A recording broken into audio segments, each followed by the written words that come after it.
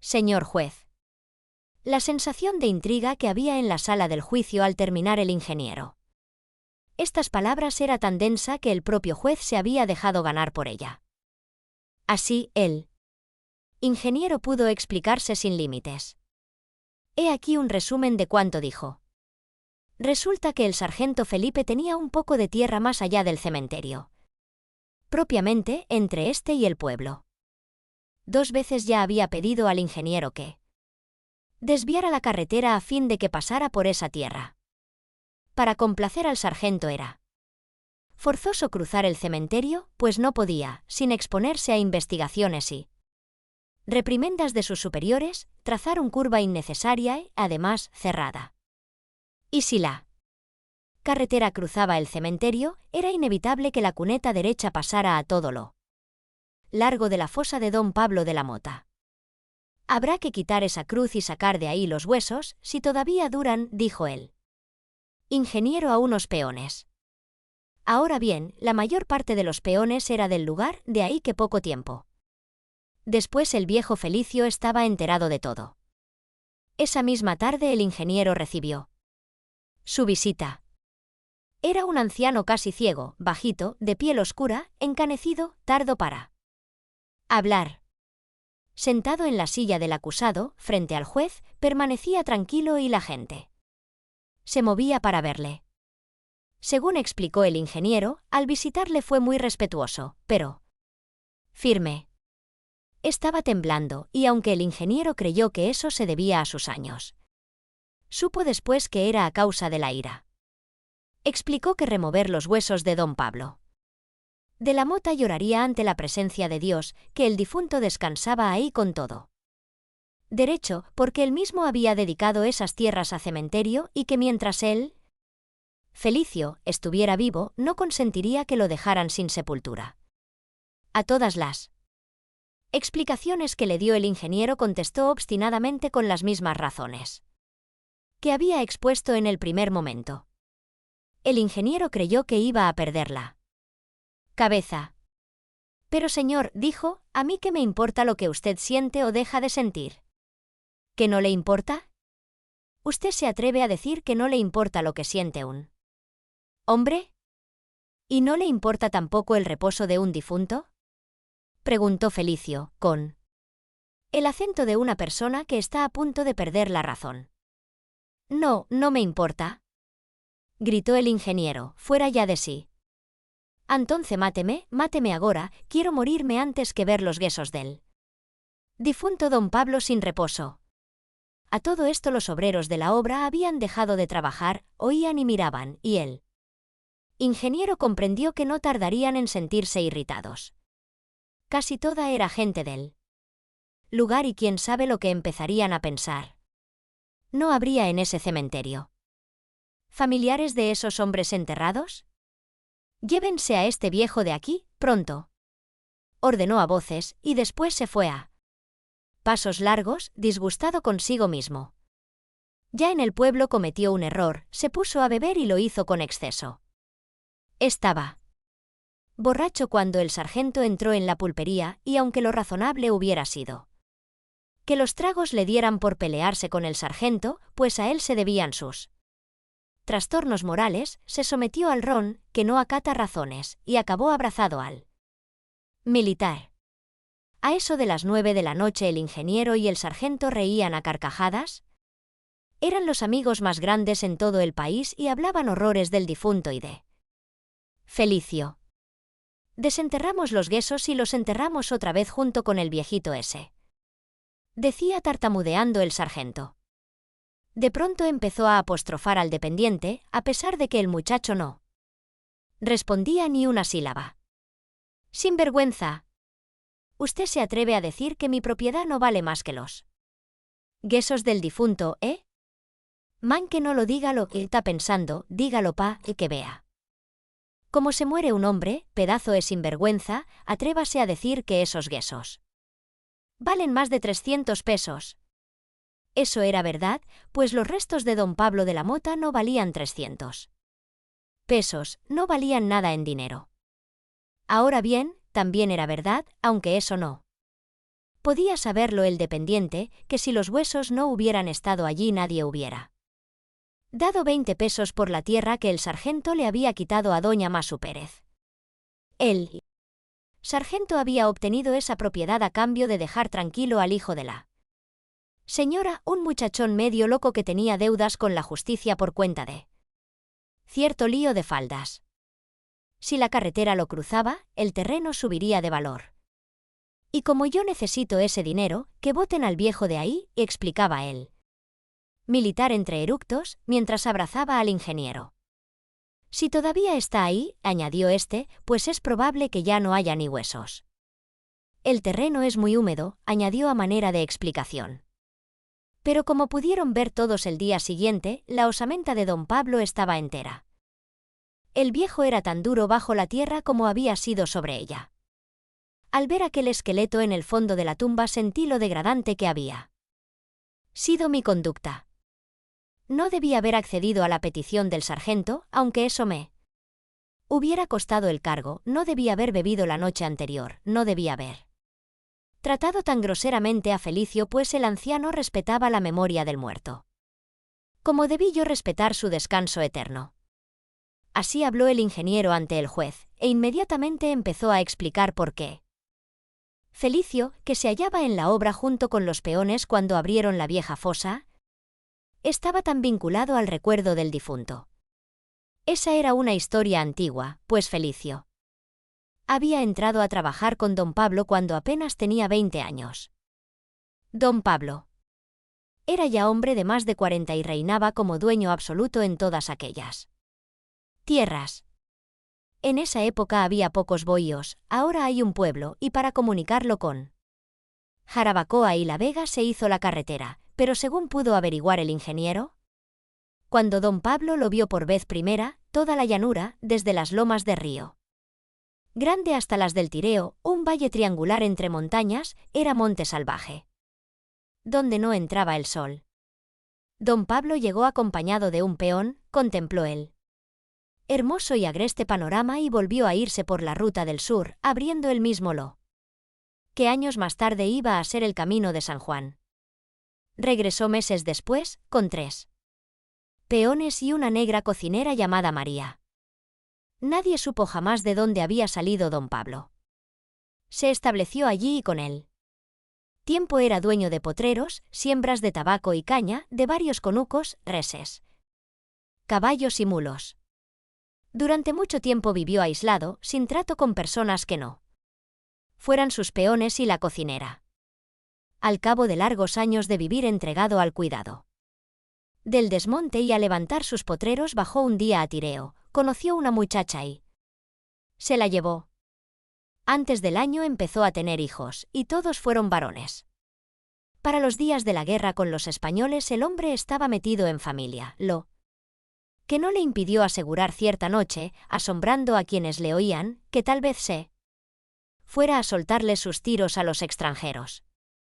No lo hizo, y esa fue la única cosa que dejó sin hacer después de haberla anunciado. A raíz de la paz murió la mujer de don Pablo.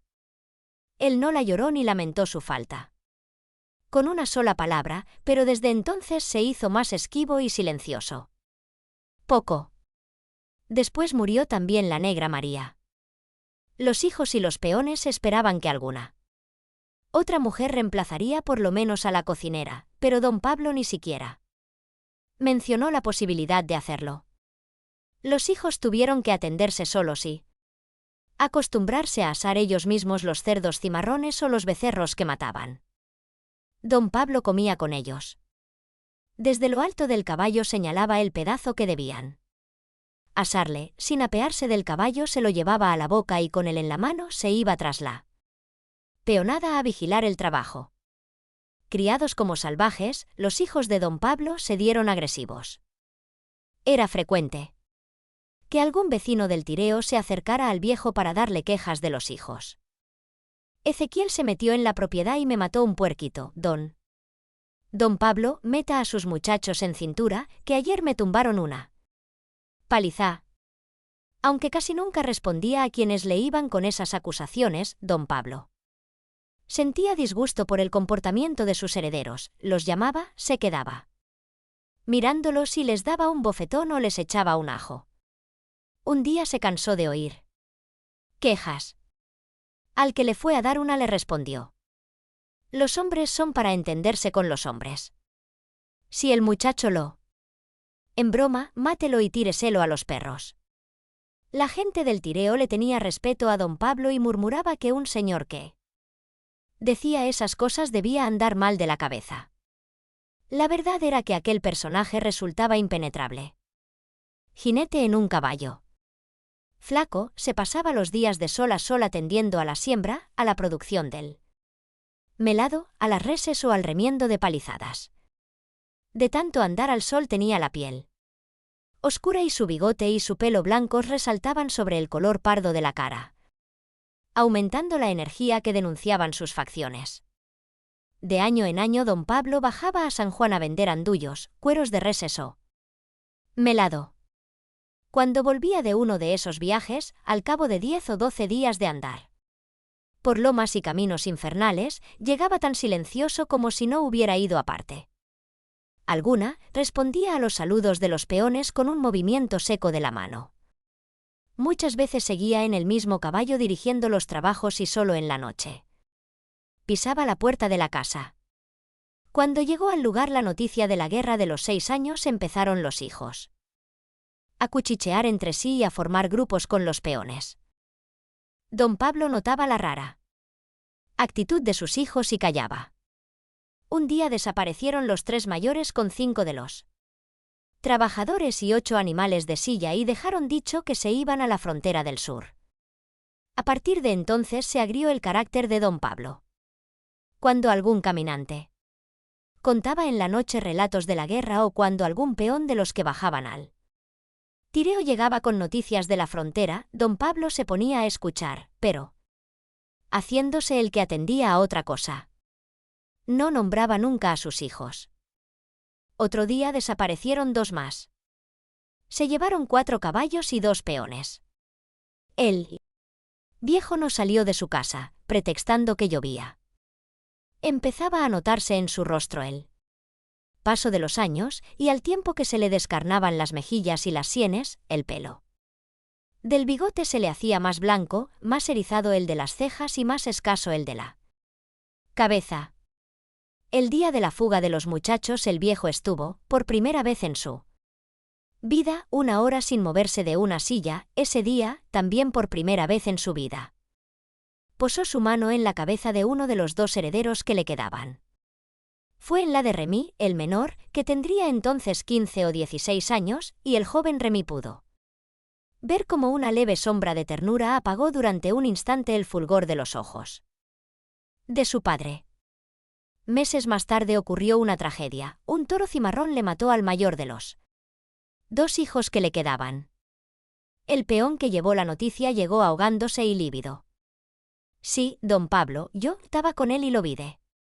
Por esa loma anda el maldito con las tripas de Merardo entre los chifles. El viejo se levantó de golpe y pareció que los huesos de la cara querían salírsele de la piel. ¿Cómo?, preguntó.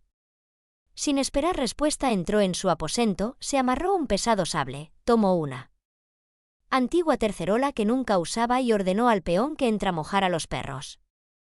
Se le podían oír las lágrimas por dentro. «Vamos», mandó. Silenciosos y llenos de respeto, los hombres le vieron coger el camino de la loma. Y durante 4 días no supieron palabra ni de él ni de su peón. Al 4.º día de ausencia, ya metida la noche, les vieron volver. Don Pablo entró mudo y se le podía ver en el rostro la enorme fatiga moral que padecía. Ante él silencio de todos su peón contaba en la enramada. Pasaba un animal cerca y lo dejaba seguir. No más me preguntaba, ¿ese? Pero yo conocía bien al maldito. Era joco en negro y tenía una oreja gacha. El viejo y yo sube repecho, baja barranco, busca aquí, busca allí. Veníamos a comer en la noche, como quien dice, con algún puerquito que se arrimaba, pero el viejo ni antentábala. Comida. Ayer, casi al caer el sol, asunto yo a los perros orejones y cantando. Me malicié que era el condenao, me lo dijo el corazón y pueden creer que era él. El viejo Nián resollaba. Soltamos los perros y al rato asomó el toro los chifles por un. Claro. Aguáitelo ahí, don Pablo, ese es el maldito, grité yo. El viejo parecía como. Descuidao, pero se viró en un repente y le partió una pata de un tiro. El animal pegó un grito y bregó por a levantarse, pero llegó el viejo, que estaba como. Tembloroso, cel otro tiro en la otra pata. Yo no sabía que don Pablo tenía tanto pulso. No más se veía ese toro dando vuelta y vuelta sobre las patas partidas. En eso yo. Me le fui arriba al animal, y don Pablo me atajó y me dijo que me quitara, que 110 me atreviera a acercarme. Echaba candela por los ojos, créanmelo. Ahí mismo salió en carrera, le agarró un chifle al animal y le cayó a machetazos por la cara. El toro fueteaba la tierra con el rabo y pegaba unos gritos que partían el corazón. El peón arrugaba la cara y los otros le oían en silencio mientras arriba, batidas por la brisa, iban y volvían sin descanso las llamas de un pedazo de pino encendido que habían amarrado a un espeque. Asina, seguía la voz, tuvo el viejo un rato largo, después parece que se cansó, cogió el sable y se lo metió entero al animal. El pobre toro boqueaba entre tanto tormento y todavía boqueaba cuando el viejo lo dejó. Don Pablo estaba embarrao en sangre de arriba abajo y me dijo que cogiera el camino. Dende que salimos no ha dicho ni jota. Ta como si se le hubiera caído la lengua. Así, como si se le hubiera caído la lengua, crecía Remí, el último de los hijos, llamado a morir en brazos de Felicio. Hablaba poco, como el padre, pero era más afectuoso. Aunque nunca el viejo y él cambiaban una prueba de cariño, se sentía él. Afecto que los ligaba y algunos peones sorprendieron más de una vez a don Pablo con los ojos puestos en las últimas vueltas del camino cuando Remí hacía un viaje y se demoraba más de lo normal. Un día Remí abrazó a 2 de sus hermanos que volvían de la frontera. Y volvió para decir a Remí que lo esperaba con la pareja en su casa. Cuando los enamorados llegaron encontraron a los peones asando 2 lechones. En la enramada comieron y bebieron, alumbrados por los hachones de cuava. Don Pablo estuvo levantado hasta muy tarde, cosa que jamás había hecho, y alguna vez se le vio sonreír, con una sonrisa torpe a la que no estaba acostumbrado. Esa noche, sentado a su lado, estaba el todavía muchachón Felicio Rojas, que poco antes había entrado a formar fila entre los peones de don Pablo. Una vez Felicio tuvo que ir a la loma en busca de grano de oro, novilla cebada, que debía ser llevada al corral, pero en el camino olvidó la orden y esa misma tarde llegó a la casa arreando a Pinto, un buey viejo que había sido echado a la sabana para que se hartara de pasto. Los peones se rieron de él y todavía hay quien diga en él lugar, a lo mejor ignorando el origen del dicho, cuidaos si en vez de grano de oro trae a Pinto. Así de distraído era Felicio en su juventud, con el andar de los años aquel mal pareció agravarse en vez de mejorar y al mismo tiempo aumentaba su extraña sensibilidad moral. Había muchas cosas que Felicio reputaba por mal hechas y que a otros le parecían corrientes, y había muchas que otros juzgaban decentes y él no. Don Pablo mata a un hombre y no lo hace por mal, sino por autoridad, pero esos muchachos suyos que se fueron después de lo del tireo eran malos man que hicieran él bien, decía, y sentenciosamente agregaba. El hombre bueno lo merece todo, el malo lo que hace es malgastar lo que se come. De haber sido por don Pablo el sitio no se hubiera poblado, porque él no consentía tener cerca gente que no estuviera bajo su mando. No le dolía dar tierras, repartirlas o arrendarlas, siempre que fuera a personas que reconocieran su jefatura moral y se abstuvieran de querer penetrar su intimidad. Cierta vez llegó al lugar un hombre de las vueltas de la Vega y como en realidad Aquellos terrenos no habían sido legalmente adjudicados a nadie, se creyó autorizado a tomar su parte y empezó a tender una palizada. El viejo lo supo, montó a caballo. Llamó a unos cuantos peones entre los que iba Felicio y tumbó la palizada. 4 o 5 días más tarde volvió el desconocido a pararla, alguien se lo dijo a don Pablo, quien, sin decir una palabra, montó a caballo y salió hacia allá. En el camino pechó al hombre. «Óigame, amigo», tronó, «si usted quiere sembrar o criar aquí, hágalo sin cuidado, pero si usted quiere seguir vivo, tumbe esa palizada ahora mismo». A espaldas del papá, Remy aconsejaba lo contrario. Los años pasaban también por aquel rincón del mundo, y el viejo iba perdiendo bríos. Un bohío hoy, otro más tarde, un rancho allá y alguno a la vera del río, entre él. Tupido monte de negros y copudos árboles fue apareciendo gente y en la tierra cubierta de maleza y de hierba fueron naciendo, como ligeras cicatrices, veredas que llevaban de una puerta a otra. Llegó el día en que la férrea mano de don Pablo dejó de gobernar los destinos de aquel triángulo de tierra metido entre lomas. Seguía siendo el amo, pero sus ojos perdían luz entre los largos pelos de las cejas y los huesos de su rostro se pronunciaban cada vez más. Algunas veces se refería a la poca hombría del hijo que no daba descendencia. La nuera enfermaba mucho y se quejaba de cólicos. Uno de esos terribles dolores acabó con ella y la enterraron cerca de Merardo y de 2 peones que habían muerto años atrás, en el mismo sitio donde don Pablo pidió que sepultaran a su mujer y a la negra María.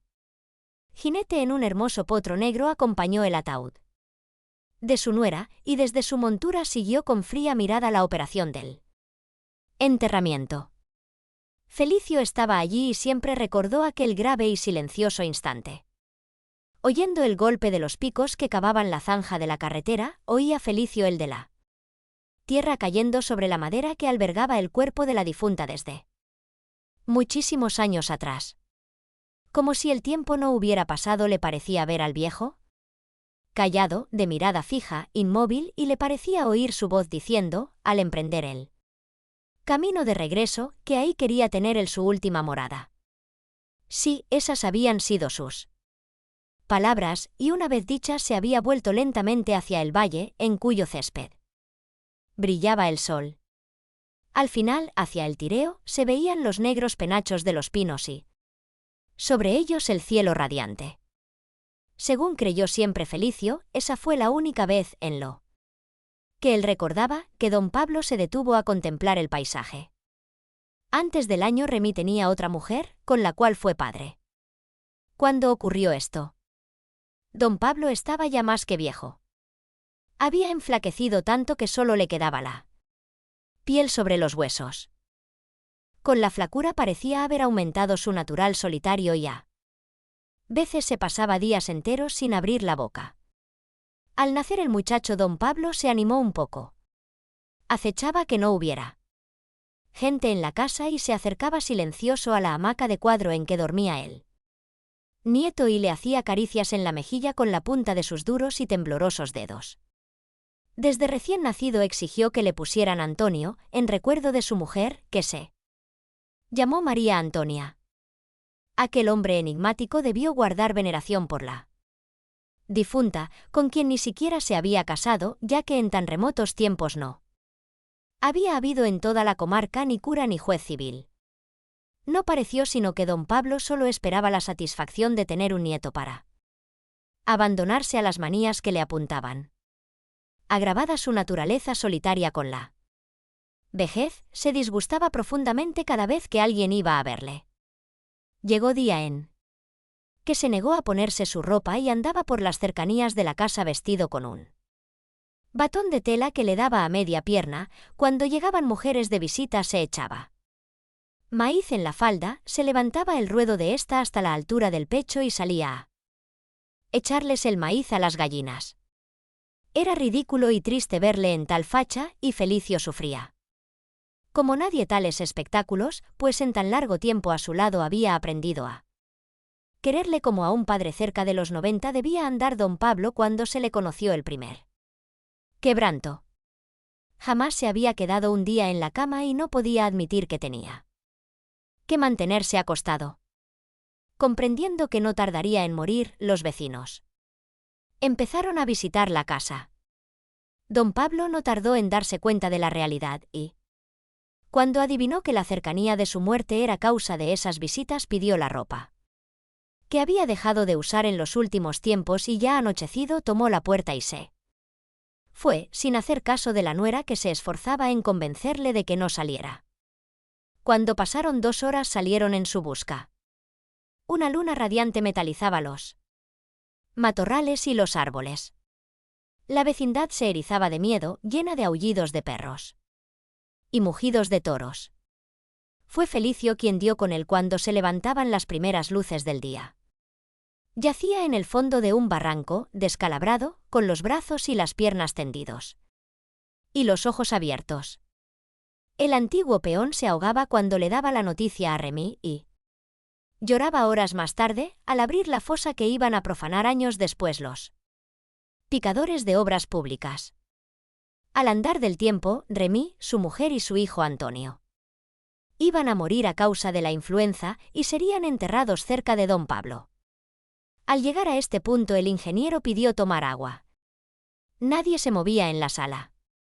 Con toda suavidad, como si temiera hacer ruido, el fiscal se rascaba la cabeza o limpiaba sus lentes con el pañuelo. A partir de ahora debo contar las cosas, no como las vimos nosotros, sino como con toda seguridad las vio y las sintió Felicio. Él está aquí y hasta ahora se ha negado a hablar, pero estoy seguro de que al final declarará y repetirá mis palabras. Es un viejo respetuoso, que 110 miente. Yo diría que espiritualmente Felicio es un hijo de don Pablo de la Mota. Al llegar ahí el ingeniero, Felicio se puso de pie. Estaba temblando y por las mejillas le rodaban lágrimas que se secaba con el dorso de una mano. El público vio eso y se conmovió.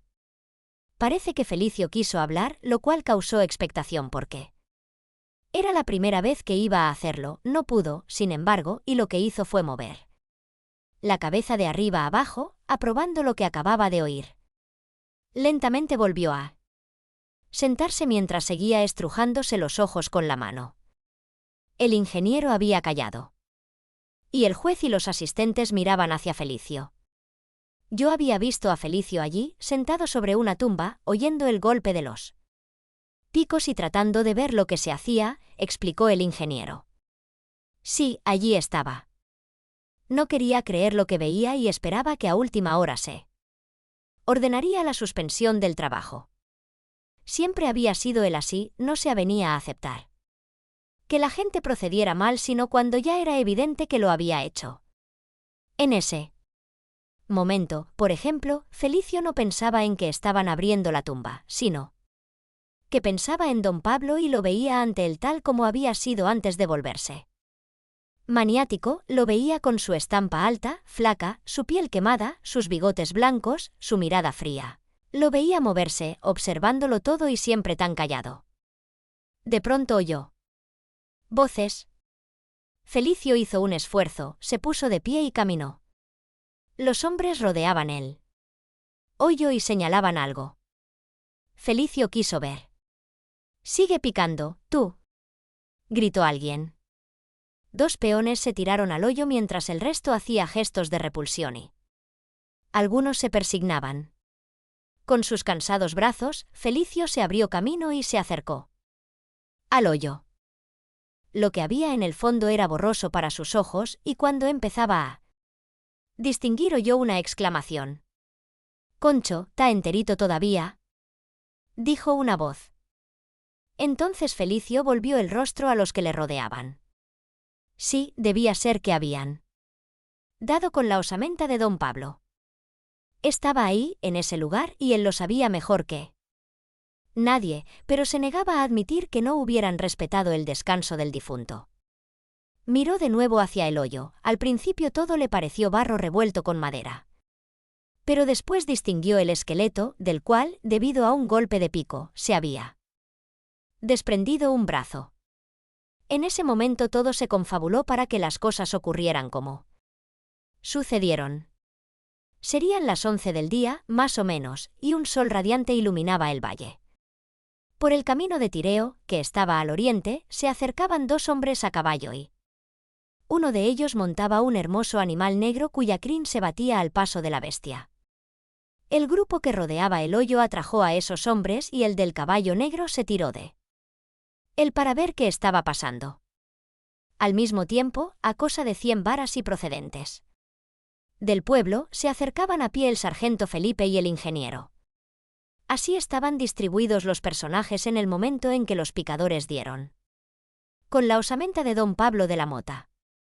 Además de todos esos detalles, hay que agregar a la espalda de los trabajadores que estaban junto a Felicio, hacia la mano derecha del viejo, había un pequeño montón de herramientas, mandarrias y martillos entre ellas.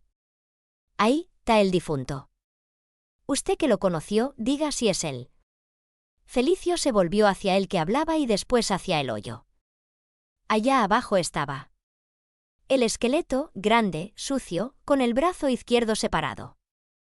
Súbitamente, Felicio reculó. Ahí, dentro del pecho, sintió que algo le estallaba y al mismo tiempo se le fijó en la espalda un terror que lo ahogaba y lo mataría. La idea que tuvo fue la de que don Pablo iba a salir de la tumba, montado a caballo, más colérico que jamás lo había estado en vida y que iba a preguntarle por qué estaba allí y por qué había consentido que profanaran su último sueño.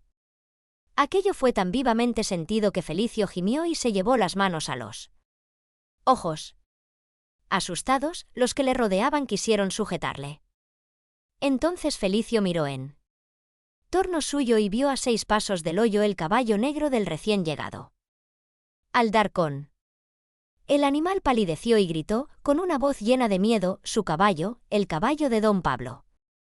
Sí, aquella era la bestia en que don Pablo había estado ahí, en ese mismo sitio, mientras enterraban a la nuera, muchísimos años atrás. Violentando las manos que le sujetaban, Felicio corrió y vociferó, dirigiéndose al hoyo.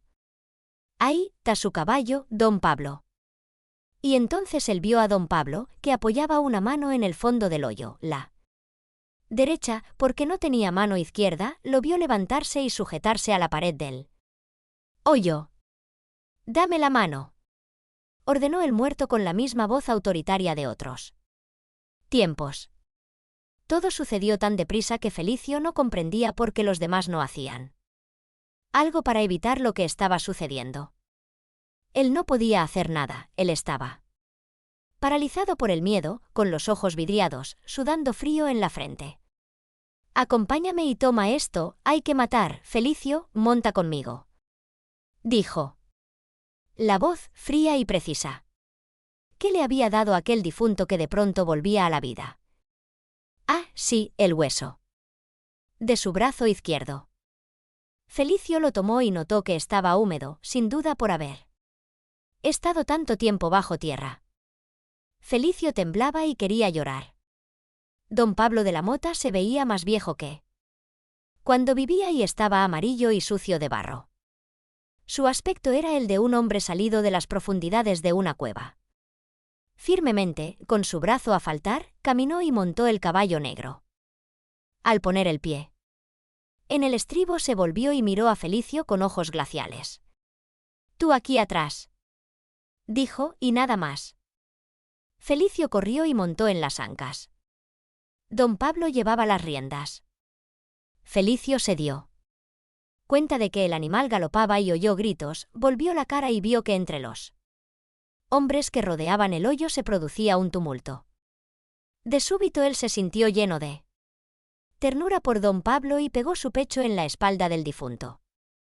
Don Pablo, ¿se acuerda que se descalabró la noche que se tiró por el barranco? El muerto dijo: «Sí, todavía tengo la marca en la frente». Pero de pronto su voz cambió y gritó, como cuando ordenaba atajar un toro: «Ahora, Felicio». Felicio se ladeó y vio ante el caballo al sargento Felipe que enarbolaba un revólver. El ingeniero corría hacia un matorral vecino. —¿Tá loco, viejo condenao? —gritó el sargento a todo pulmón. Se le veía que estaba asustado. Se había puesto pálido y resultaba grotesco, pegando saltos con sus piernas torcidas. —Ahora, Felicio, duro —ordenó el difunto con voz estentórea. El caballo pasaba velozmente junto al sargento. Felicio alzó el brazo y descargó el golpe. Él no podía pensar que aquel hueso sucio, descarnado y húmedo, pudiera ser tan fuerte. Oyó el chasquido del golpe y vio al sargento caer haciendo un círculo y manando sangre por la cabeza. Entonces sonó un disparo. —¡Ay! —dijo don Pablo. Felicio se asustó. —¿Lo hirieron, don? —preguntó solícito. —Sí, aquí —y masculló el difunto llevándose la mano al vientre. Pero a Felicio le resultó curioso comprobar que la mano que tocaba aquel vientre no era la de don Pablo sino la suya. Tal vez era porque el difunto no tenía mano izquierda. Cada vez más asustado, Felicio notó que tocaba un líquido caliente y espeso. De golpe el caballo se detuvo. Por encima de la cabeza de don Pablo, Felicio vio el cielo y observó que las lomas iban girando allá arriba, todas deslizándose una tras otra. Dobló la frente, golpeó la silla con el rostro, luego, con todo el cuerpo, la tierra negra y feraz del valle. A su lado, temblando, espantado y sudoroso, estaba el caballo negro. La gente corrió, dividiéndose en dos grupos, uno que se precipitaba hacia el sargento y otro hacia Felicio. Yo mismo recogí a Felicio, explicó el ingeniero, después noté el odio de la gente y me sentí mal. Me acusaban de ser el culpable de la tragedia, y aunque tenían razón hasta cierto punto, el que le dio a Felicio la orden de matar fue el difunto, pues, aunque nadie quiera creerlo, el difunto estaba vivo. Solo ahora lo comprendo. Lentamente, Felicio volvió a ponerse de pie. Parecía trabado de la espalda por algún dolor. De nuevo empezó a temblar y señalaba con un brazo hacia el ingeniero. Sí, comenzó a decir, casi babeando. El difunto estaba vivo y seguirá vivo mientras yo no me muera, porque Naiden se muere de a verdad si queda en él mundo quien repete su memoria. Y aquel viejo casi ciego tenía una figura y una voz tan patéticas que a pesar de que estaba haciéndolo sin autorización, el juez le dejó hablar sin interrumpirle. El juez evocó la sombra de su padre, tan presente siempre en él, y comprendió al ingeniero y a Felicio.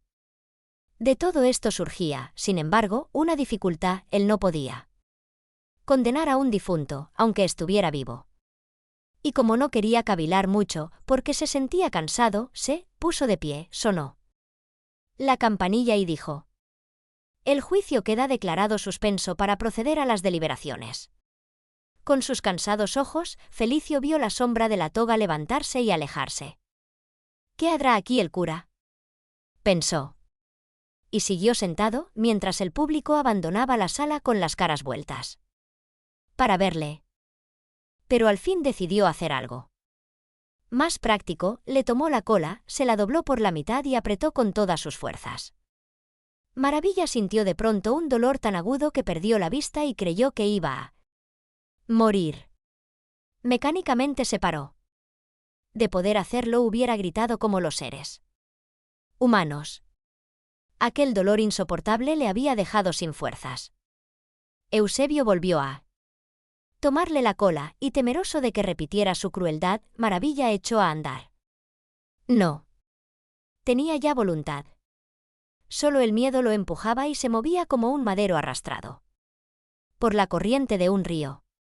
Fue bajando la pendiente poco a poco, mugiendo con tristeza.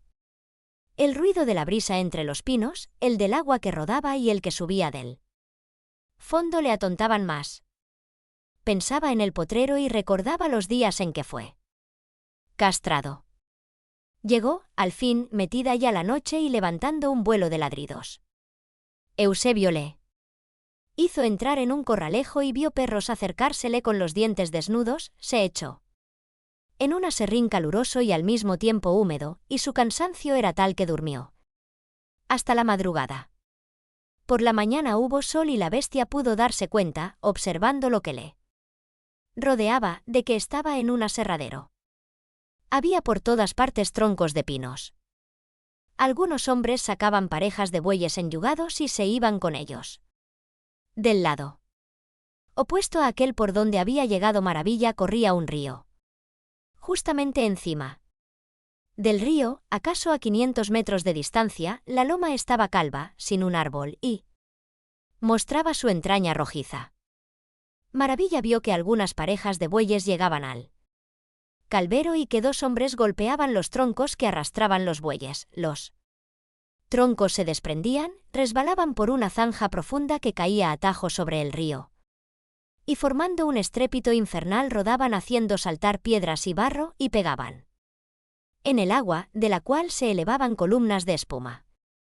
El río se remansaba en ese punto, pero inmediatamente volvía a correr llevándose los troncos. Varios hombres armados de varas terminadas en hierros curvos saltaban de tronco en tronco y los iban empujando y ordenando para que no se amontonaran. Los cantos de aquellos hombres y los gritos de los boyeros que desde arriba pedían atención se confundían con el rumor del agua, el ruido de la tierra y los ladridos de los perros. Un humo oloroso a madera se elevaba continuamente de una chimenea. Algunos mulos esperaban que acabaran de cargarlos, les amarraban tablas en los lados y salían a trote ligero, arreados por los recueros, que gritaban y hacían restallar sus foetes. Maravilla trató de dormitar, pero el ruido no lo dejaba. No se movió, sin embargo. Estuvo allí toda la mañana, y los chicos, también algunos que no lo eran, se acercaban a mirarle y a decir su nombre en alta voz. Con su mirada noble, Maravilla los observaba mientras rumiaba con lentitud. Bien entrada la tarde lo sacaron del corralejo y lo llevaron junto a un viejo buey negro, de ancas peladas y cuernos rugosos, que estaba en mitad de una explanada y que tenía aspecto penoso. Aquel huesudo compañero parecía agobiado por los años. Excepto la quijada, nada se movía en su cuerpo, ni siquiera la cola, por mucho que las moscas se posaban en las llagas que le había formado la garrocha. No se movió. Tampoco cuando pusieron a su lado a Maravilla. Maravilla se impresionó cuando trajeron un yugo que colocaron en su cabeza y en la del viejo buey. Sintió que amarraban el yugo a sus cuernos, pero no intentó impedir la operación. Se quedó quieto un rato y no comprendió de qué se trataba sino más tarde, cuando quiso moverse y observó que no podía hacerlo ni podía mover la cabeza. Así, en ese estado, le hicieron andar. Todo el resto de la tarde tuvo que pasarlo aprendiendo a soportar el yugo, a parar en seco, a recular. Le dolía el pescuezo y debía estar atento a la menor presión de su compañero o a la voz del boyero. Dar la vuelta, lo cual se hacía girando sobre las patas delanteras, le parecía un tormento infernal. Aquello duró varios días, pero al fin se acostumbró al yugo, al ruido de la sierra, a los silbidos de las máquinas, al estrépito de los troncos que caían, a las voces de mando. Y un día, una clara mañana de junio, Maravilla fue sacado con su viejo compañero y llevado a la loma. Le hicieron caminar horas y horas por entre pinos, por bajadas y subidas, por lugares donde las hojas caídas hacían el suelo resbaloso y por otras donde las piedras golpeaban sus patas. El sol penetraba en todas partes y la brisa hacía sonar dulcemente la loma. Sin duda el día era bello, pero Maravilla no podía apreciarlo porque iba sometido al yugo, con la cabeza baja, sin poder moverla. A su lado, calmoso y triste, caminaba lentamente el viejo buey negro, ducho en sufrimientos. Anduvieron larga distancia y al fin llegaron a un claro donde reposaban troncos enormes de pino a los cuales habían quitado la corteza para que resbalaran fácilmente sobre el camino. Cuando Maravilla y su compañero llegaron allí, oyeron a dos hombres saludar alegremente al boyero que los conducía. «Vamos a ponerle este tronco, que es de buen tamaño», dijeron. «No», opinó el boyero, «Maravilla es nuevo y hay que ponerle carga liviana». Los otros protestaron que nada importaba eso y al cabo de una ligera discusión se acordó que yendo con el negro no había miedo de que Maravilla no pudiera cargar pesado. Mientras los hombres discutían, los animales reposaban a la sombra de los pinos. El sitio era plácido. La brisa danzaba suavemente y alguna avecilla, muy raras en esos parajes, saltaba y piaba arriba. Pero el descanso no fue largo. Los hombres escogieron un tronco enorme y en el extremo más grueso, justamente en el corazón, le clavaron una especie de gran púa. Utilizaban una mandarria y sus golpes resonaban multiplicándose de árbol en árbol, hasta perderse a lo lejos. Una vez terminada esa faena, llevaron a los bueyes junto a la cabeza donde habían clavado la púa, pusieron en esta una cadena y colgaron la otra punta de la cadena en una argolla que llevaba colgando el yugo. Maravilla oyó el tintineo de los hierros y temió que iba a empezar de nuevo algo desagradable. Así fue, por desdicha. El boyero gritó hasta cansarse, le clavó la garrocha y le hizo andar. A su lado, como una sombra, con paso seguro, iba el negro. Maravilla procuraba mantener la cabeza baja porque el peso del tronco tiraba de él hacia atrás. Le ardían los nacimientos de los cuernos, quemados por las sogas. Lentamente, con mucho trabajo, los animales fueron saliendo a un camino formado por huellas de pinos arrastrados. El tronco se rodaba hacia adelante en los desniveles y golpeaba en las patas de Maravilla. Delante, dando gritos, saltaba el boyero. Molesto, acalorado, resoplando, Maravilla veía que el camino se alargaba 2 horas, 3 horas, hasta que le pareció oír el ruido de las sierras. Por otros caminos descendían parejas de bueyes que, igual que ellos, llevaban troncos. Faltaba poco para la caída de la tarde y el sitio iba cobrando un aire amable. El sol no tardaría en hundirse en la llanura distante. Arreados por su boyero, Maravilla y el negro se acercaban al calvero. Otra pareja estaba ya allí. Con las patas afincadas en la tierra, inmóviles, los dos bueyes esperaban que soltaran la cadena. Maravilla vio cómo lo hacían y vio de pronto levantarse la punta del tronco como si éste estuviera manejado por un brazo gigantesco, oyó el estrépito que hacía el pino pegando contra el declive. Y luego el golpe en el agua seguido por gritos de hombres. La pareja de bueyes quedó allí todavía medio minuto, como clavada, acaso asustada. Al fragor de la caída, los dos bueyes abrieron los ojos y después empezaron a caminar con lentitud. Lleno de recelo, Maravilla oyó la voz del boyero animándoles a él y al negro a acercarse. De su lado, el derecho, no había nada entre sus patas y el abismo. Un ligero movimiento, un descuido fugaz, y sus pezuñas resbalarían. Al ver allá abajo hombre y troncos confundidos con el agua, Maravilla empezó a temblar. Con la mirada vidriosa, con las patas vacilantes, frío de miedo, fue andando pulgada a pulgada. La voz del boyero le enloquecía. Sentía a su lado al compañero, confiado, tranquilo, hecho desde hacía años a ese peligro y no se explicaba por qué tenía una respiración normal cuando la suya le hacía estallar las costillas. De pronto sintió que su pata trasera derecha resbalaba, que la tierra se deshacía bajo ella. El boyero gritó con un alarido agudo y torturante. Maravilla quiso saltar y sintió que no podía. Durante un segundo su corazón se detuvo y su sangre se heló. Tembló más. Inesperadamente, el pito de la sirena estalló abajo, penetró en el bosque, sacudió los pinos y paralizó la vida de Maravilla. Fue un segundo, un solo segundo. Mortal. Enloquecido, el animal quiso huir, escapar al yugo, al terrible instante. Su pata batió el aire, abierto de ancas, la sintió rodar por el abismo hasta que él pegó con el vientre en la tierra. Mugió, lleno de pavor y de dolor. El pesado tronco se fue cargando de lado, moviéndose con cruel lentitud, y Maravilla sentía ese movimiento. Y comprendía a qué conducía. Pero luchó, clavó las 3 pezuñas restantes, las afincó. Furiosamente, restregó el hocico contra la tierra. Una fuerza descomunal tiraba de su cabeza hacia arriba y él sabía que si le daba a esa fuerza la menor ventaja, quedaría desnucado. Hizo un esfuerzo desesperado y sus ojos se llenaron de sangre. Se le hinchó el pescuezo. Se le crecieron las venas del vientre y los músculos de las ancas y los muslos le quedaron en relieve.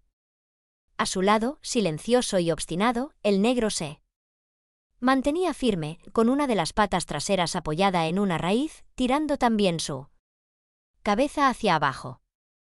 Asustado hasta la palidez, el boyero corría de un lado a otro, dando voces. Allá abajo alguien llamó la atención y la gente empezó a murmurar.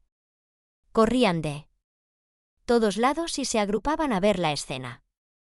Los perros ladraban y esos ladridos atormentaban a Maravilla. Este luchaba con su destino en aquel calvero y desde abajo se le veía librando la batalla por su vida. Poco a poco, con lentitud espeluznante, el pino iba rodando y saliéndose hacia él. Abismo. Maravilla sintió que perdía la vista, que entre él y la tierra se interponía una mancha de sangre. No podía respirar, le faltaba el aire y su corazón debía estar creciéndole por segundos. Crujieron las sogas del yugo y la cadena. Maravilla oyó resoplar al negro y le pareció que también pateaba, que también iba cediendo. La fuerza que tiraba de su cabeza era cada vez más poderosa. Un poco más y aquello iba a decidirse. Suban para aguantar el tronco, que suban para aguantar el tronco. Gritaban. De abajo. El tronco se movió, se hizo más pesado, se agitó como un péndulo, y la cadena quedó tan templada que chirrió. La pezuña de la pata trasera izquierda de Maravilla, que hasta entonces había estado fija, comenzó a rodar, a resbalar, a deshacer la tierra. El peso aumentó hasta lo indecible. La bestia perdió la vista durante unos segundos y su corazón pareció estallar. De abajo vieron como un ligero movimiento decidió la lucha en favor del tronco. En un instante las cabezas de ambos bueyes se movieron, se alzaron, sus patas delanteras batieron el aire y se vio a las 2 bestias resbalar, empujadas por el tronco, que saltó pegando con un extremo en un saliente del declive y se lanzó luego al vacío. En una mecida gigantesca. Golpeando contra las piedras y las raíces, Maravilla y Negro rebotaron, ensangrentando la zanja, y cayeron con estrépito. Los hombres vociferaron. Allá arriba, pálido, el boyero buscaba un sendero para bajar. De pronto, un hombre de ojos autoritarios corrió desde el aserradero y hendió el grupo de gente con los brazos. Corran, ordenó con voz estentórea, y saquen esos bueyes, que su carne sirve todavía. Los de varas largas corrieron en dirección de Maravilla y del negro saltando sobre los troncos que iba arrastrando el agua y otros fueron en busca de machetes y cuchillos mientras los perros aullaban de alegría pensando en un próximo festín. Al caer la noche la carne de Maravilla estaba lista para ser enviada a las carnicerías de la comarca. Fue así como se cumplió su destino, a pesar del bajo precio de la carne, que por esos días era una miseria. Un hombre virtuoso. Con voz premiosa, don Juan Ramón llamó a su mujer. Tenía ya largo rato sentado a la puerta de su casa, observando hacia la de enfrente. Parecía un gato en acecho. La mujer llegó secándose las manos con el delantal. Siéntate aquí, porque yo tengo que ir al patio. Atiende a lo que hace Quin. En media hora ha ido 2 veces a la pulpería, y eso da que pensar. La mujer, respetuosa de las manías del marido, obedeció con resignado gesto y, cuando su cónyuge volvió, rindió cuentas de su misión. Nada había sucedido. Él la miró fijamente y ella advirtió la desconfianza en sus ojos. «Te digo que no, Juan Ramón». Bien, no era cosa de discutir. Su mujer había sido siempre así, medio burlona, y a su edad no podría cambiar. Aceptó, pues, el resultado, pero se propuso aumentarla vigilancia para no darle después a la mujer el gusto de pensar que él no había tenido razón. Pasado un rato, Kim dejó el martillo sobre un parador, se detuvo en la puerta. Como persona que no sabe a punto fijo qué debe hacer, se atusó los enormes bigotes grises y se quedó viendo hacia la calle. ¿Qué pensaba Kim? Eso era lo que hubiera querido saber don Juan Ramón. Tenía allí, a su alcance, a ese hombre de pocas carnes, de frente abultada y ancha, de mirada vaga y sonrisa un tanto maligna, estaba parado a pocos metros de él y sin embargo no le veía. ¿Por qué Kim no le veía? Volvió Kim a pasarse la mano por el bigote y a poco adelantó un pie. Rompería a andar, seguro que empezaría a caminar. Pero de pronto Kim dio la vuelta, tomó otra vez su martillo y se puso a clavar. Don Juan Ramón se desilusionó. Una tristeza indefinible bajó a los aposentos de su alma y amargó sus rincones más apartados. Si la mujer hubiera estado allí, habría visto cómo los redondos y tenaces ojos de su marido habían perdido brillo. Don Juan Ramón se sintió desilusionado y hasta pensó levantarse e irse al patio. Pero no podía moverse de allí.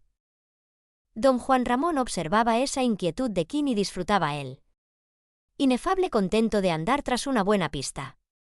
Pasó media hora.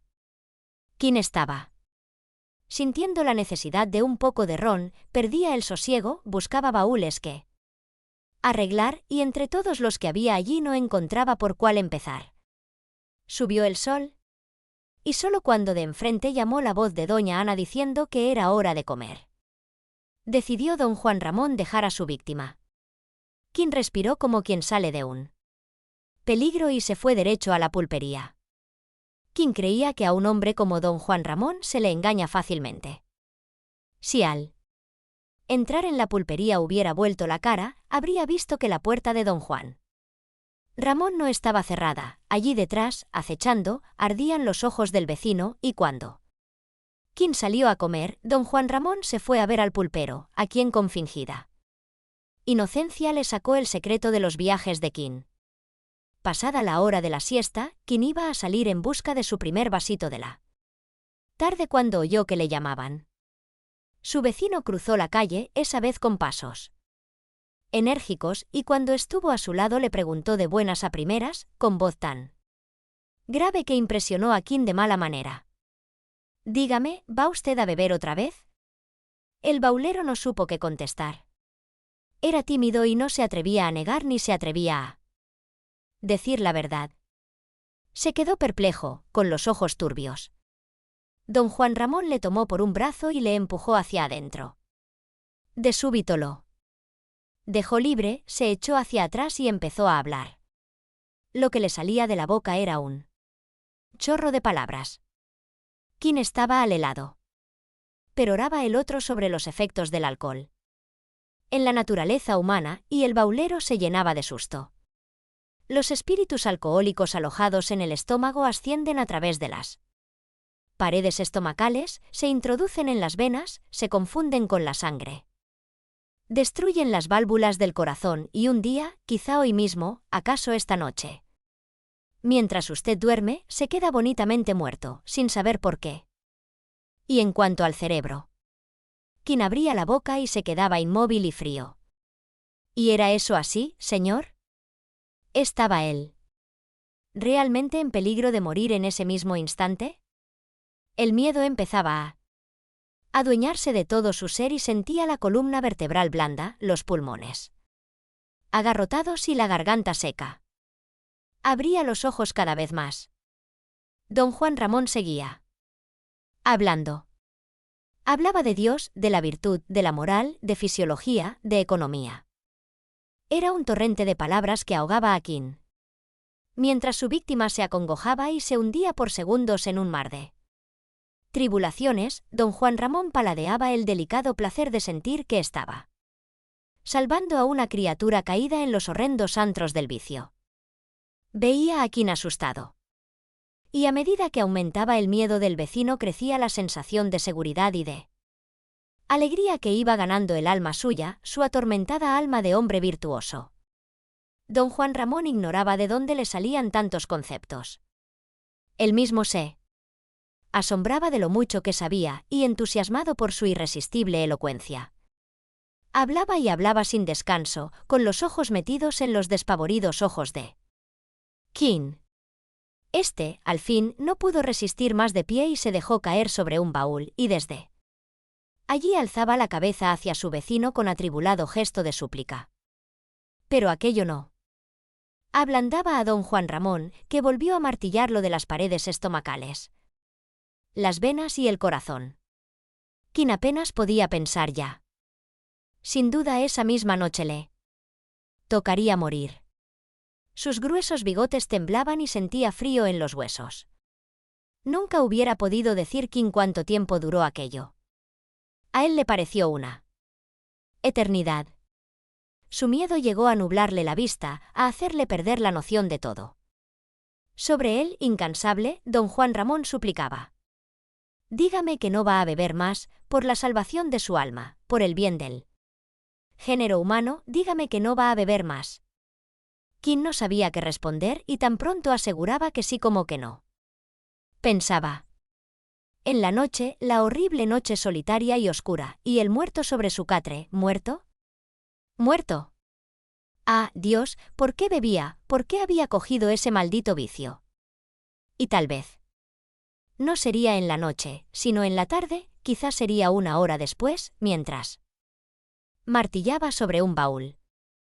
¿Cómo iba él a beber más? ¿Cómo? No. Juraba que no, lo juraba por sus recuerdos más sagrados. O morir en la soledad a medianoche. Era escalofriante. No podía pensarlo. Sentía el vientre helado y le golpeaban las sienes. Y la voz de ese señor, esa voz. Paralizado de miedo, King no fue esa tarde a la pulpería y en la noche no pudo dormir. En la oscuridad veía su cuerpo, con todo y ropa, con sus viejos pantalones y su saco raído, metido en un ataúd, bajo tierra. Los gusanos, millones y millones de malignos gusanos, entraban por las cuencas de sus ojos. El mismo Eusebio se había detenido y observaba aquellas señales de mal tiempo con evidente preocupación. Repentinamente asustado, Maravilla lanzó un mugido largo y doloroso. «Cállate, condenado», gritó el boyero. A seguidas, como si el animal le hubiera insultado, se puso a dar voces ordenando que siguiera y el desdichado Maravilla pudo notar en el brillo de sus ojos que se había puesto fuera de sí. Temeroso de algo malo, Maravilla echó a andar. Solo él. Miedo podía hacerle caminar. Estaba agobiado, con el pecho como lleno de aire, las ancas adoloridas y las rodillas duras. La furia del viento aumentó de golpe y el grito de los pinos azotados se hizo más fuerte. Y de pronto comenzó a llover. De los pinos caían gotas gruesas y al sentirlas el animal perdió hasta el miedo que tenía, solo le quedó su sentimiento de soledad y desamparo y empezó a mugir tristemente. Eusebio buscó el cobijo de un tronco y se dobló y se cubrió como pudo mientras Maravilla, batiendo la cola, mugía con acento doliente. Al fin, también Maravilla buscó abrigo. Al pie de un pino. Él y el hombre podían verse por entre el agua. Desde su lugar, Eusebio contempló la bestia, tan poderosa, tan fuerte, y volvió a sentir pena por el destino que le esperaba. Cuando la lluvia cesó había caído tanta agua que durante horas estaría bajando por los flancos de la loma y llenando el camino. El barro era pegajoso y en algunos sitios las patas de Maravilla se metían casi hasta las rodillas en aquella pasta rojiza. Sin duda Eusebio quería ganar el tiempo perdido y por eso gritaba como un endemoniado. Hostigado por aquella voz, Maravilla apuraba el paso, cuidándose de clavar bien las pezuñas. Antes de una hora se sentía cansado, le dolían las ancas y respiraba con dificultad. «Echa, que ahorita llegamos», gritaba Eusebio. Y él echó. Todavía caían algunas gotas de agua rezagadas y los pinos se revolvían, llevados y traídos por el viento.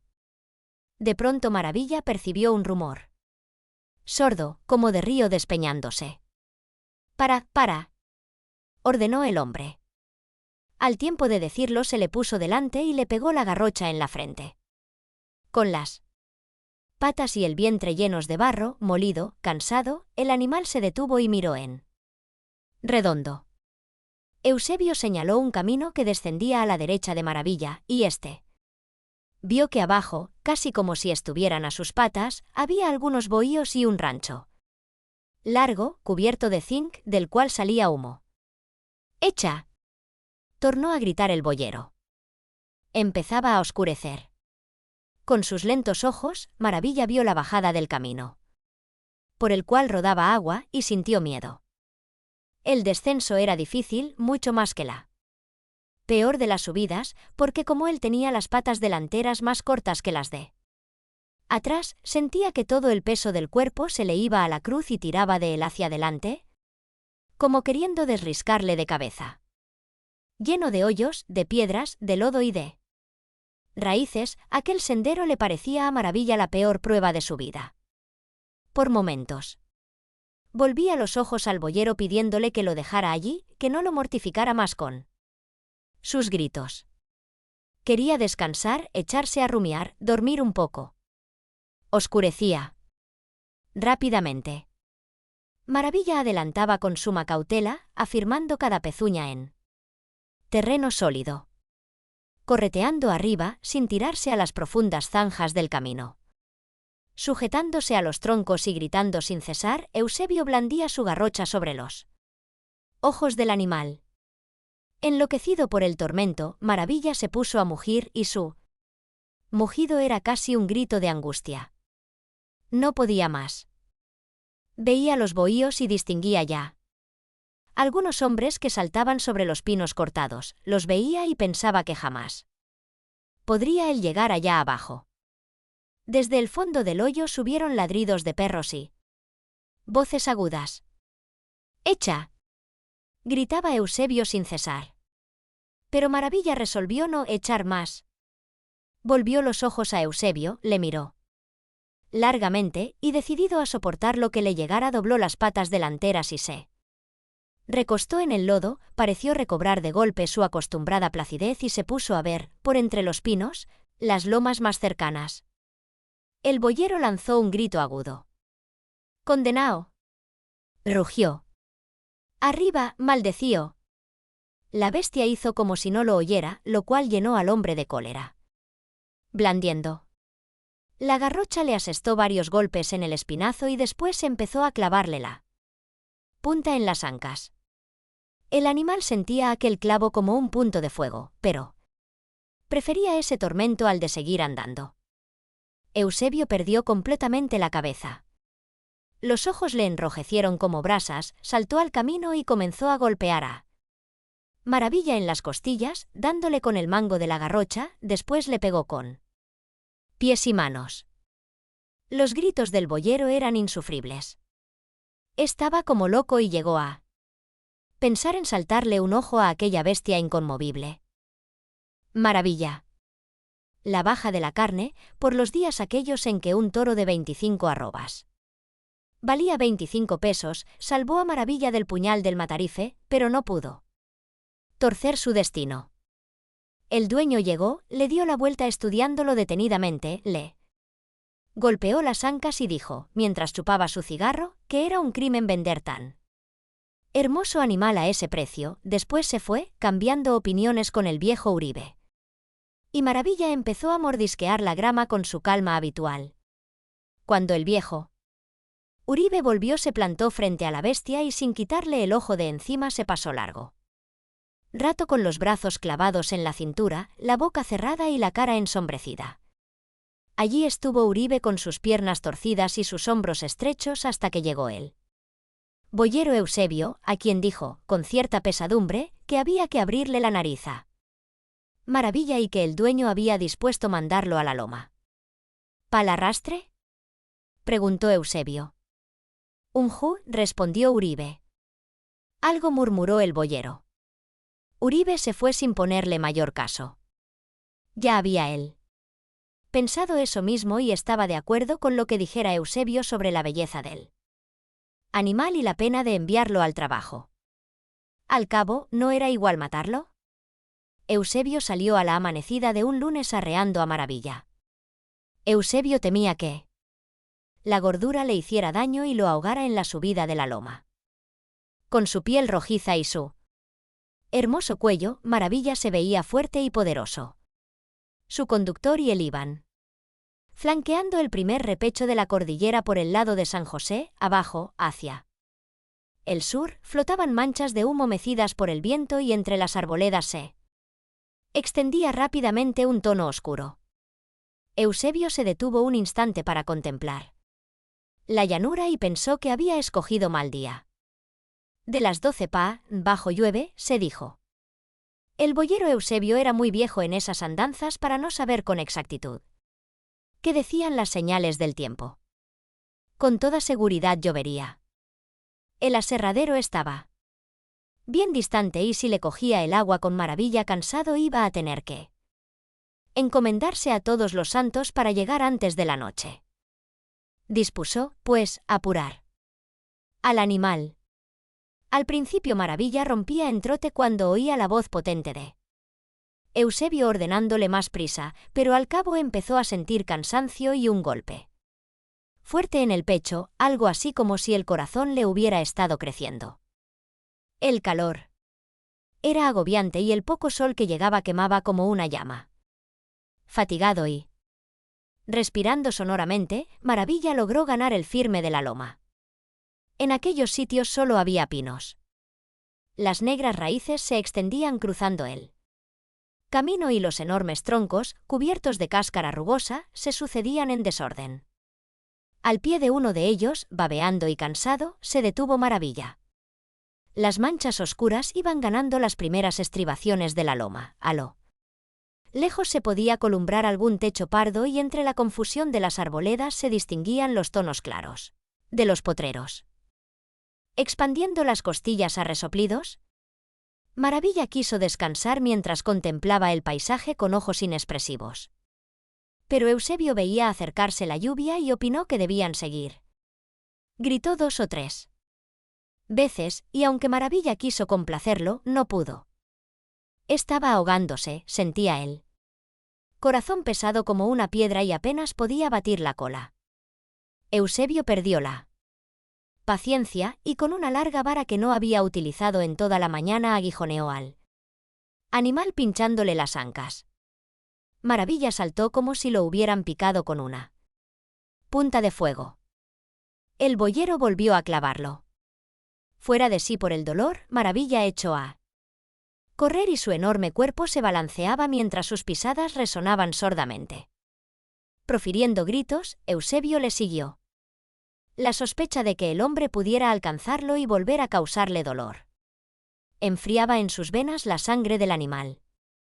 Se sentía cada vez más asustado y sus propios pasos le causaban angustia. Favorecido por los desniveles del firme de la loma, anduvo a toda carrera hasta que el sol desapareció entre las nubes y el viento empezó a presagiar la cercanía de la lluvia.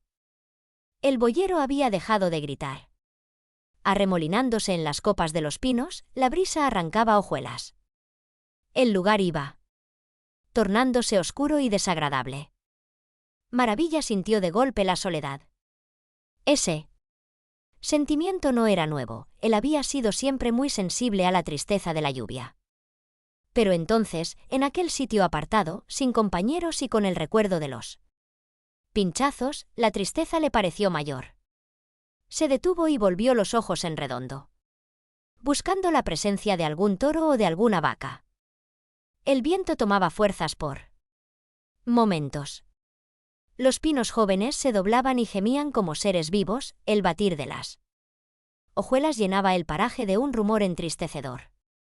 Maravilla perdió su calma habitual. Tuvo un alegrón tan grande que no pudo disimularlo. El viejo, en cambio, apenas lo saludó. Los hermanos mostraban cicatrices y barbas, y durante muchas noches los peones se reunieron en la enramada para oírles relatos de la guerra. De los otros hermanos no sabían palabra y ni siquiera los mencionaban. En cierto momento don Pablo fue a llamar a uno de ellos y el nombre que le salió a los labios fue el del mayor, que acaso a tal hora estaba enterrado allá en el sur. Cuando Remy se volvió notó una vaga palidez en las mejillas de su padre y un brillo doloroso en sus ojos. Los hermanos volvieron a trabajar y su vida se deslizaba en el sitio como si nunca hubieran abandonado aquel paraje. Pasaron 6 meses, 8, 10. Un día, por fin, llegó alguien con una queja y poco a poco, igual que antes, empezaron las querellas. Con los vecinos distantes. Con los ojos inyectados en sangre, las barbas negras y crespas, jinetes en buenos caballos, los 2 endiablados hijos de don Pablo recorrían los confines del sitio buscando pelea, y como la gente de los contornos sabía de lo que eran capaces, los dejaba hacer, temerosa. Uno de ellos anduvo enamorando a una joven del Tireo y ella no le dio oídos. El galán decidió ver al padre de la muchacha y allá se fue con su hermano. El padre trató de esquivar el problema diciendo que él no podía obligar a su hija a ser la mujer de un hombre que no le gustaba, y los hermanos contestaron con un ultimátum en regla, o les daban la prenda de ahí en 3 días o ellos irían a buscarla como hombres, se la llevarían y después darían candela al bohío. Así lo hicieron. Una noche se presentaron en la casa, cada uno armado de sable y carabina. El padre de la muchacha había preparado a sus familiares y peones y cuando los asaltantes, sin apearse de los caballos, con las cabezas de los animales metidas en la casa, dijeron que iban a buscar lo suyo, recibieron en respuesta el ataque de los asaltados. Los hijos de don Pablo no eludieron la pelea. El menor de ellos resultó herido en una pierna, pero cuando los hermanos se alejaron de allí, dejaban el bohío en llamas, un peón muerto, a la muchacha herida y al padre agonizante. El vecindario oyó la precipitada carrera de las 2 bestias que montaban los hijos de don Pablo. En cuanto a estos, nadie más volvió a verlos. Muchos años después llegó al sitio un hombre que dijo haberlos conocido y contó que el mayor se había dedicado a robar reses y que el otro murió peleando en el este. La bárbara agresión de aquellos demonios distanció a la gente del Tireo de don Pablo. La misma noche del suceso se supo en la casa del viejo, pero a él no le dijeron palabra hasta el otro día. Le tembló el bigote y le ardieron los ojos al oírlo. Que le contaban, después se levantó, dio algunos paseos lentos por la sala y al fin hizo llamar a casi todos sus peones. Cuando estuvieron reunidos dijo con voz pausada: «Tienen 2 días para buscarme a esos bandidos. Si no los pueden traer vivos, traigan los muertos». Sin detenerse a pensarlo mucho, uno de los peones se adelantó. «Para nosotros. No son bandidos, don, sino sus hijos, y ni yo ni ninguno de nosotros va a hacer preso a un hijo suyo, contimás tirarle. Tienen 2 días para buscarlos», remachó don Pablo lleno de cólera. Los peones se miraron entre sí. Otro explicó: «Mire, don Pablo, una noche y casi un día nos llevan por delante. Ellos conocen bien los cubujones de la loma y no los vamos a encontrar, contimás que van bien. Montaos». Ante ese razonamiento don Pablo pareció dudar. Miró fijamente al que había hablado, se llevó las manos a la espalda y se puso a dar paseos. Remy temió que él mismo se lanzara a perseguir a los muchachos. Por cuenta de ese suceso, Remy no quiso seguir cortejando a una muchacha del tireo que le gustaba, y como ya estaba en edad de tener mujer, el disgusto lo desmejoraba. El viejo comprendía lo que le ocurría al hijo y un día lo llamó. «Vístase de limpio y ensille su caballo», le ordenó. Sin hablar y sin tratar de averiguar qué se proponía el viejo, Remy le obedeció. Tomaron el camino del tireo y ambos iban mudos. Don Pablo no levantó la cabeza, sino cuando llegaron a los primeros ranchos del lugar. A la vera del arroyo, entre amagos de selva, pardeaba un bohío. Una muchacha blanca, tierna todavía y ágil y tímida como una paloma, se metió huyendo en la casa. Don Pablo le gritó que se cambiara de ropa, entró tras ella y sin preámbulo alguno le soltó al hombre que salió a recibirlo. «Aliste a su muchacha, que Remy está enamorado de ella y se la lleva hoy mismo». Oyendo hablar al hombre de sus cosechas, siempre mudo y grave, don Pablo esperó el café, después salió, dijo que iba a la pulpería, donde ordenó que le despacharan 2 cajas de ron en una muía. De pronto levantó una mano, indicando que todo había acabado, y dijo solamente: «Ya». Sobre el rostro de Quinn se había extendido velozmente un tinte amarillo y a seguidas empezaron los huesos a brotar, a crecer, a querer salirse de la piel. Don Juan Ramón se volvió y escudriñó con ávida mirada la cara del médico. ¿Había dicho que fue por dejar de beber o había él oído mal? Fingió indiferencia al preguntarlo. «Sí», respondió el médico. «No siempre pueden dejarse las costumbres de golpe».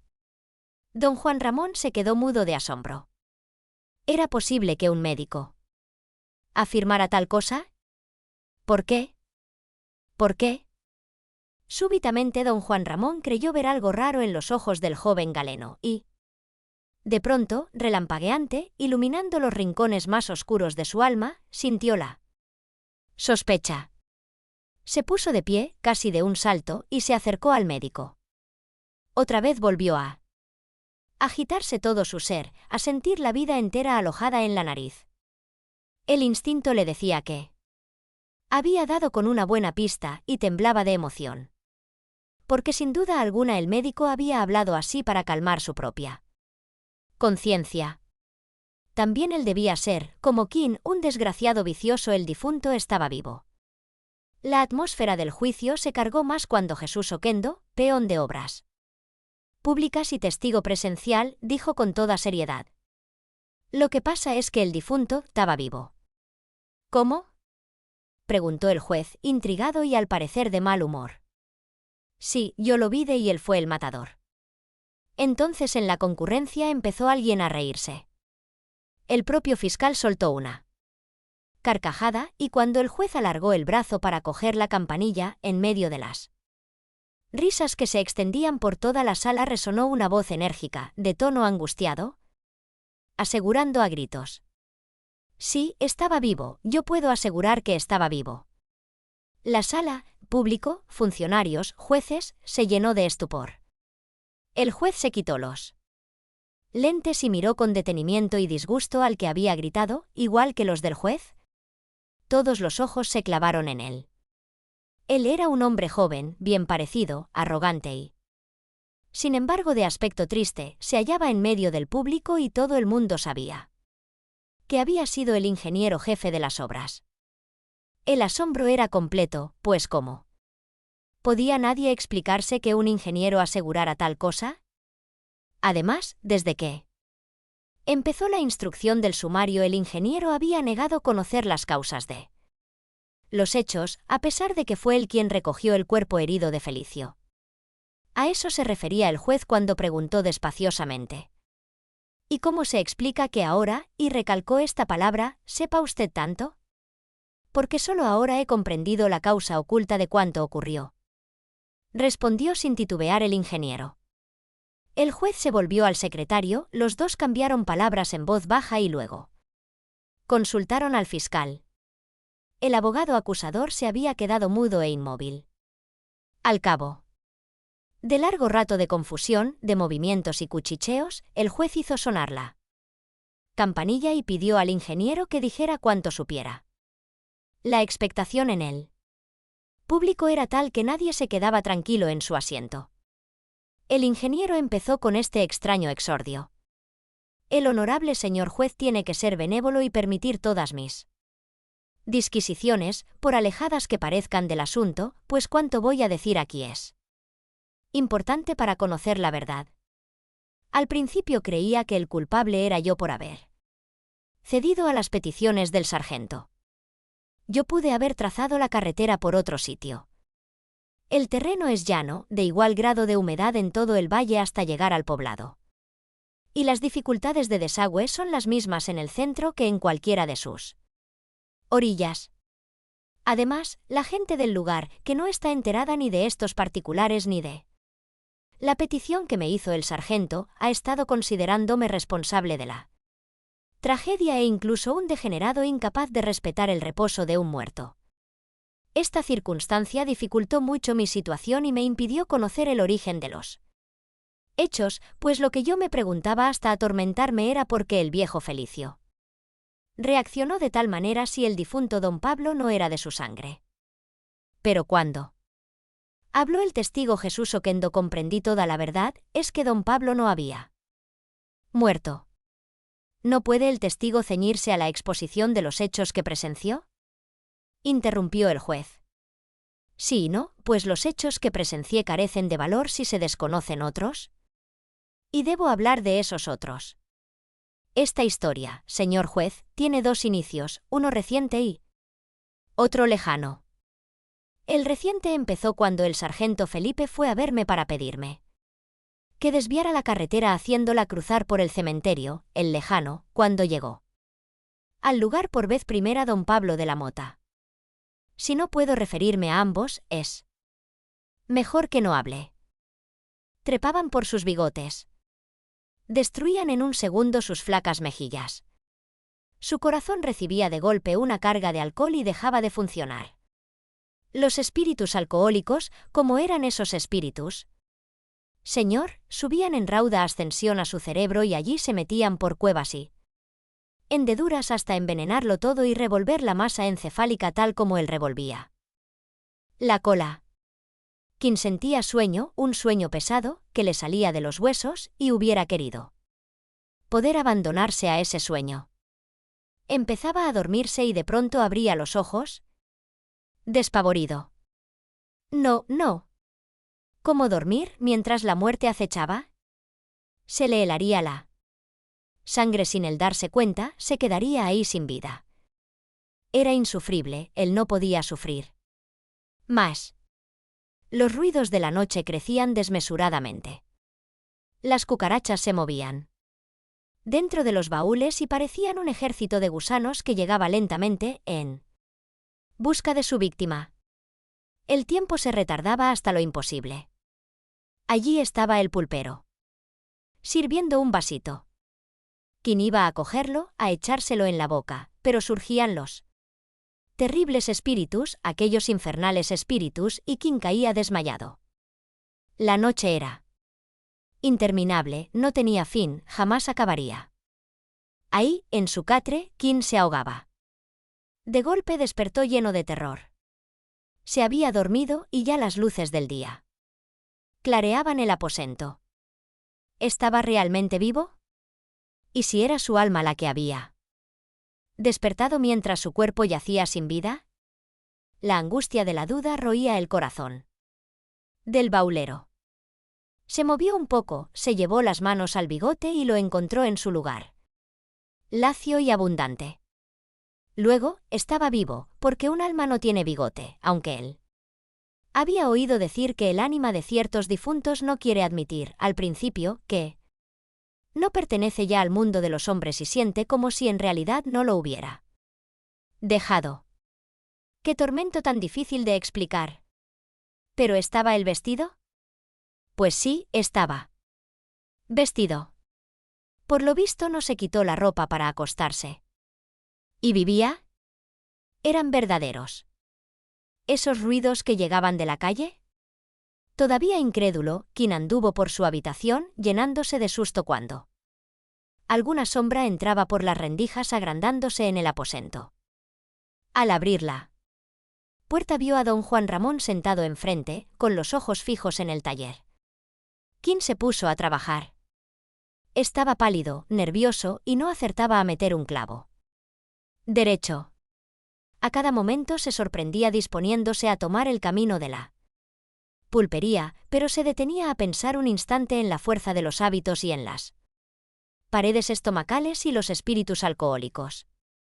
Y qué fuerte era eso de la costumbre. El cuerpo le pedía un vasito, uno nada más, se lo reclamaba la garganta. Una hora después llegó don Juan Ramón, le preguntó cómo había pasado la noche. Y volvió a hablar de los estragos del alcohol. Pero Qin no le oía. Le ardía el estómago, le temblaban las manos, le faltaba aire, le parecía que estaba perdiendo la vista. Oh, qué falta le hacía un vasito, uno solo. Aguantó una hora. Don Juan Ramón se fue, pero se sentó en la acera a vigilarle. Cuando el sol llegó a mitad del cielo, Qin empezó a sudar y a sentir náuseas. Un vasito, uno solo. Sabía que si tomaba aunque solo fueran 2 dedos se entonaría y se le pasaría aquel vértigo que le aturdía. Pero don Juan Ramón estaba enfrente, vigilando, y dentro de su alma estaba el miedo que le paralizaba. Martilló todavía en un cuadro de madera destinado a un baúl pequeño. De pronto un frío de hielo subió desde sus pies hasta su frente y cayéndose, aturdido, sin vista, se dirigió al catre y se echó en él. Ya no supo más de sí ni se enteró de que los vecinos, las vecinas, para decirlo con más propiedad, entraron, arreglaron el aposento, le quitaron la ropa y se hicieron cargo de él.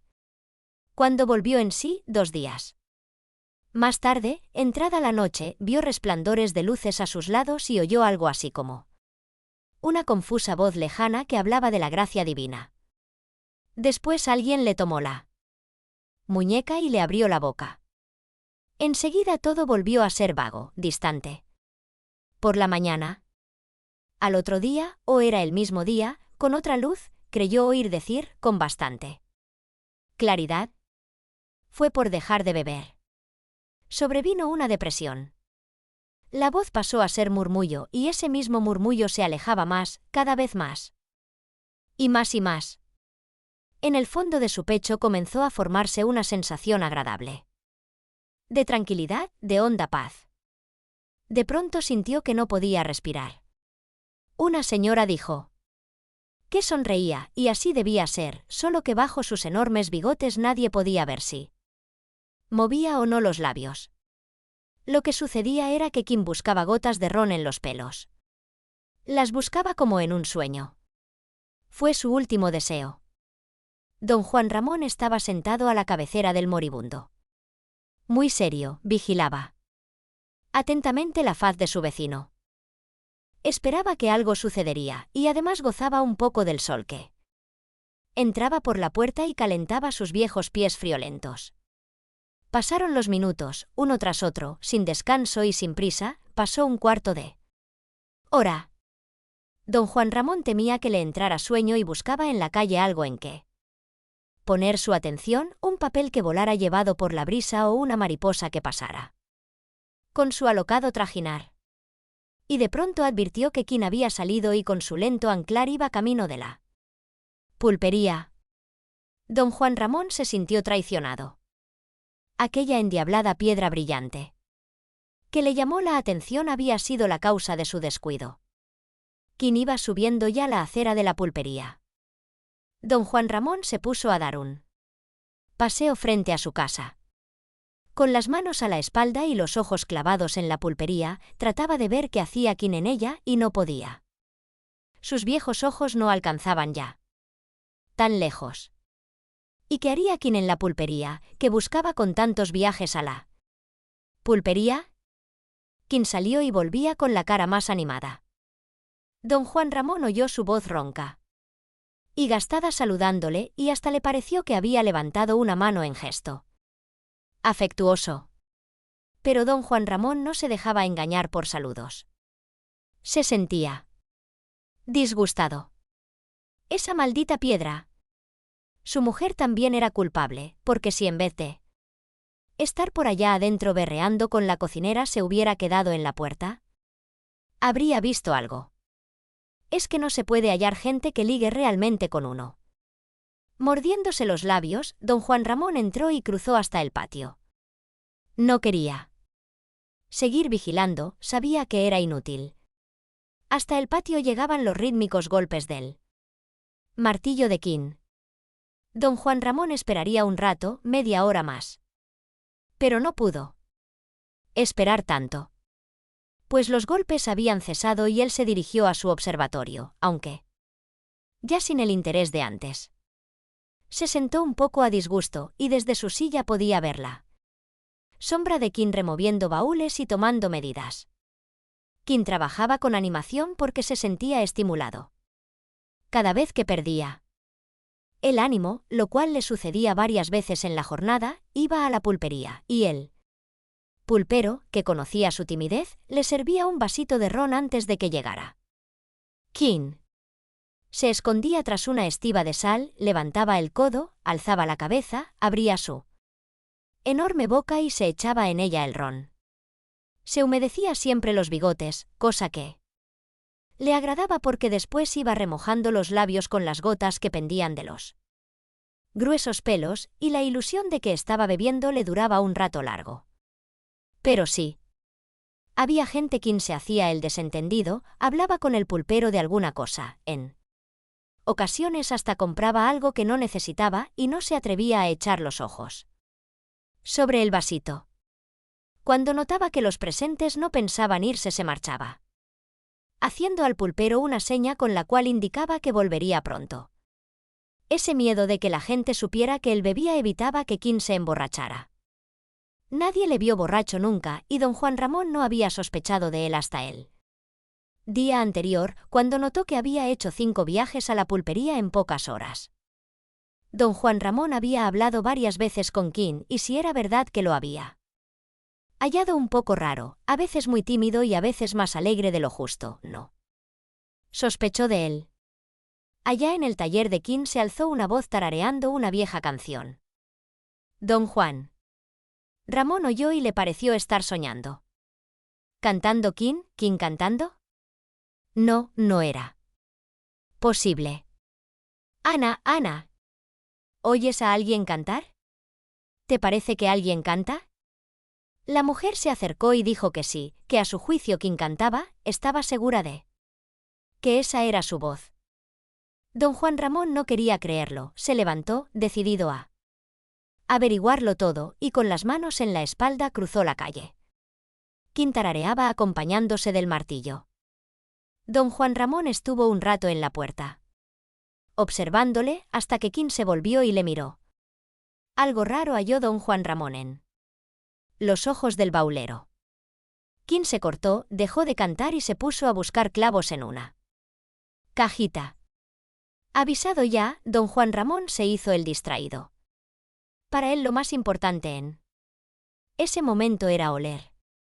Toda la vida se le fue a la nariz. Empezó a hablar, a elogiarlos grandes baúles forrados de lata multicolor que estaban amontonados junto a una pared. Pero en realidad, lo que hacía era acercarse a Quinn para percibir el olor, para cogerle el rastro de su vicio. Sin embargo, no podía. Allí hedía a todo, y el mismo Quinn despedía un tufo a ropa vieja y a cola que mareaba a don Juan Ramón. Además, Quinn rehuía al visitante. Habla que habla, pasaba el tiempo y don Juan Ramón no daba señales de irse. Quinn debía tener algo por dentro porque volvía angustiado los ojos a la calle y parecía mortificado.